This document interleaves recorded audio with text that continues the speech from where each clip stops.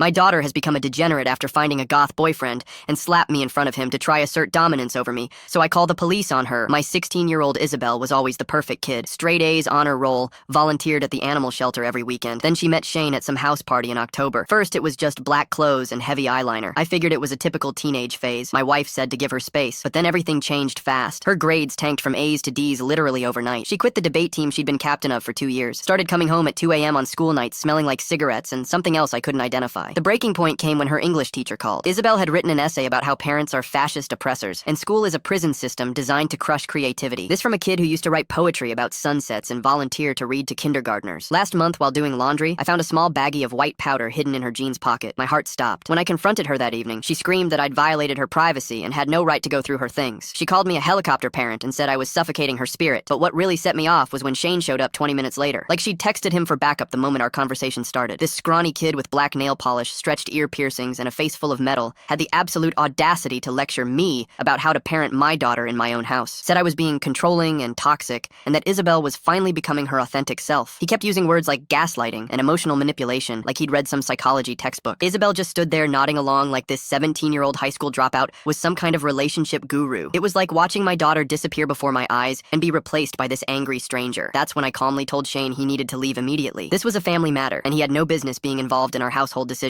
Isabel completely lost it. Started screaming about how I was ruining her life, how I didn't understand what real love looked like, how Shane was the only person who truly got her. She said I was jealous that someone actually understood her better than I did. Then she did something I never thought was possible. Right there in our living room, in front of this smirking punk kid and my horrified wife, she looked me dead in the eye and slapped me across the face, hard. The sound echoed through the house. My wife gasped from the kitchen doorway where she'd been watching in shock. Shane actually had the nerve to nod approvingly, like Isabel had just won some kind of victory for teenage independence. And Isabel just stood there with her chin raised defiantly, like she'd proven some profound point about her newfound maturity. For a moment, nobody moved. The silence was deafening. Then I stayed completely calm, pulled out my phone, and dialed 911 while maintaining eye contact with my daughter. I need to report substance possession and domestic assault in my home, I said clearly, my voice steady despite my racing heart. The color drained from both their faces instantly. Shane started backing toward the door, suddenly not so confident. Isabel's tough girl act crumbled as reality hit her. She started stuttering about how she didn't mean it, how I was overreacting, how calling the cops was extreme, but I'd made my decision. When the officers arrived 15 minutes later, they found the drugs exactly where I told them. Shane tried to claim they were his to protect Isabel, but she'd already admitted they were hers during questioning. The look of betrayal in her eyes when they put her in handcuffs will haunt me forever. But sometimes being a parent means making choices that hurt in the moment to save your child's future. Shane disappeared after that night. Haven't seen him since. Isabel spent 2 nights in juvenile detention before we could get her into a rehabilitation program. Sometimes tough love means making the hardest call of your life, but I refuse to watch my daughter destroy herself for some manipulative kid